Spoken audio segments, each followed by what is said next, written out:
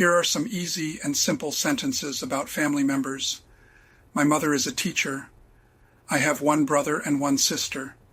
My father works in an office. We visit my grandparents every Sunday. My aunt lives in another city. I love playing with my cousins. My sister is very good at cooking. My uncle has a big house. I like spending time with my family. My brother is 10 years old. My father's name is John. My grandparents are very kind. My family and I go on vacation every summer. My mother loves reading books. My cousin is a student at university. My grandfather has a big garden. My parents are very hardworking. My niece is only 3 years old. My stepfather takes me to school every day. We have a family dinner every Friday.